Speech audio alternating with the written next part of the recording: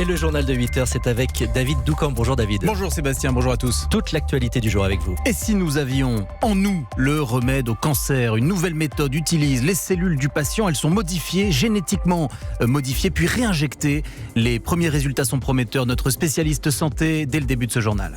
C'est la journée sans tabac. Arrêtez de fumer, facile à dire. L'important, c'est la motivation. Il y a toutes sortes de bonnes raisons pour passer le cap. Vous verrez, témoignage dans un instant. Et bien sûr, matinale spéciale. Europe 1 est à Roland-Garros. Vous retrouverez Nico Saliagas. Comment se préparent les grands champions avant un match au sommet? Tous leurs secrets à la fin de cette édition. Et puis après votre journal à 8h12, crise politique sans précédent en Israël. De nouvelles élections auront lieu en septembre. L'analyse à suivre de Vincent Hervouette. Europe 1. Voilà une nouvelle qui donne de l'espoir. Le remède au cancer se trouve peut-être en chacun de nous. C'est le pari d'une équipe de cancérologues français. Ils sont en pointe. Ils présentent leurs travaux en ce moment à Chicago devant les plus grands spécialistes du monde. Leur méthode, ils utilisent les cellules du patient, ils les modifient génétiquement, ils les réinjectent. On appelle cela les CAR-T-cells. Bonjour Mélanie Gomez. Bonjour. Vous êtes notre spécialiste santé. Les premiers résultats sont, Mélanie, prometteurs? Effectivement, alors il y a déjà une centaine de patients atteints de leucémie ou de lymphome qui ont pu en bénéficier en France. Alors comment ça marche? Eh bien ça commence par une simple prise de sang pour y récupérer les cellules du patient qu'on appelle les lymphocytes T. Ces cellules sont ensuite congelées puis envoyées aux États-Unis car les deux labos qui les fabriquent, ces CAR-T-cells, sont américains. Donc là-bas, ces cellules, elles vont être modifiées génétiquement. L'objectif, c'est de les armer pour qu'elles puissent s'attaquer au cancer une fois réinjectées aux patients, environ 1 mois plus tard. Et ce qui est encore plus fort, c'est qu'elles sont équipées aussi d'une sorte de GPS, précise Catherine Thieblemont, chef du service d'hémato-oncologie à l'hôpital Saint-Louis à Paris. Ces lymphocytes T vont aller reconnaître de façon spécifique la tumeur et va être aussi capable de la tuer. Ces cellules vont être efficaces de façon immédiate. Alors pour le moment, ce traitement est autorisé uniquement pour des patients chez qui tous les traitements classiques comme la chimio ont échoué. Nadine, 64 ans, a pu en bénéficier il y a 7 mois. Elle a eu une injection après 50 combats contre un lymphome. J'ai donc eu les CAR-T-cells en octobre. 1 mois après, les résultats étaient déjà bons. 3 mois après, j'avais pratiquement plus rien. Et 6 mois après, je suis en rémission totale et en forme. Je me sens comme survivante d'un accident d'avion. Voilà.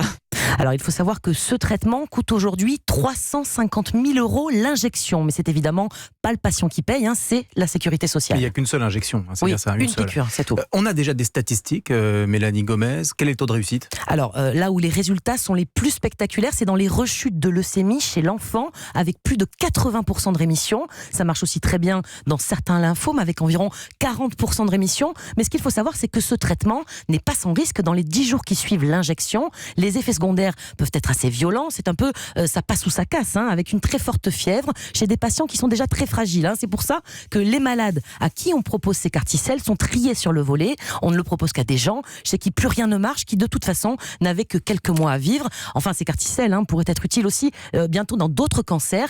Elles sont déjà en test, notamment dans le cancer du poumon et dans celui du sein. La spécialiste santé d'Europe 1, Mélanie Gomez. Merci Mélanie. Et même si la recherche progresse, le mieux, David, reste encore de ne jamais avoir affaire au cancer. Oui, et on augmente ses chances en arrêtant de fumer, par exemple. C'est la journée mondiale sans tabac. Arrêtez, facile à dire. Le faire avec succès, c'est une autre histoire. La motivation est déterminante. Écoutez cet étudiant de 22 ans, il a trouvé la meilleure des raisons pour abandonner la mauvaise habitude. C'était une fille qui me plaisait bien et elle avait envie d'arrêter, donc évidemment il fallait pas tout lâcher, il fallait pas se montrer faible pour réussir à la convaincre. C'est très agréable de pouvoir partager avec quelqu'un qui traverse la même chose, ses difficultés. Ça permet en fait d'évacuer un peu la pression et ça m'a empêché, je pense, de refumer une cigarette à plein d'occasions. Je me souviens qu'au bout de déjà 2 ou 3 semaines, j'avais le sentiment de pouvoir mieux respirer. Quand on marche, quand on monte les escaliers, quand il y a des choses à faire dans sa journée, on a beaucoup plus d'énergie.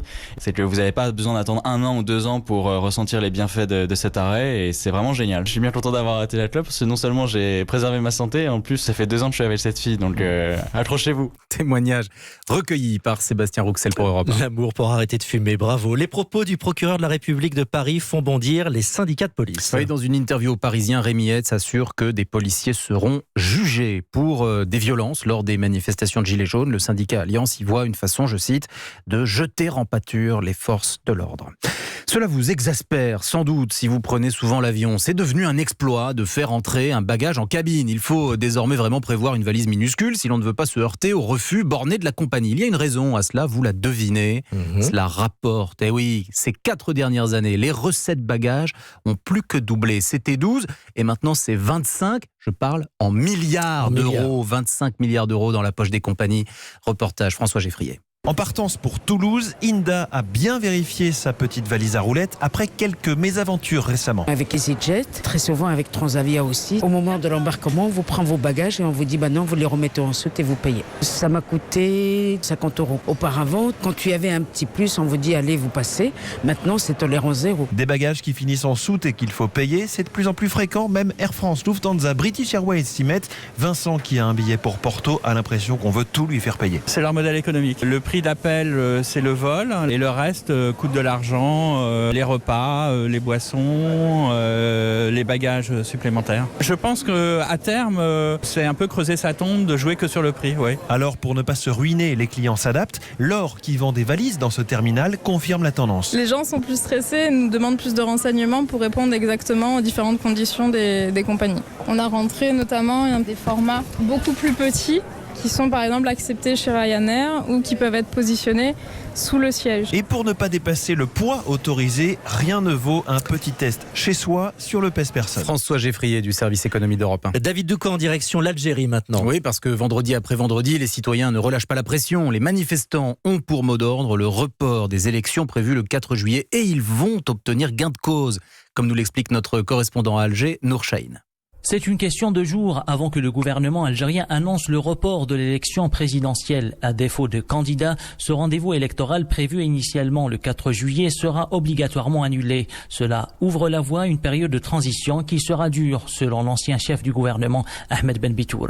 Il n'y a pas de candidat, mais il y a une période de transition qui doit faire fonctionner un certain nombre de choses. La première, c'est de mettre en place cette commission indépendante pour la gestion des élections. Il faut ensuite un gouvernement de transition pour permettre de gérer les affaires du pays et il faut imposer des politiques d'austérité qu'il faudra partager équitablement mais qui s'imposent aujourd'hui. On voit qu'on est en pénurie de moyens de financement et du budget de l'État et de la balance commerciale.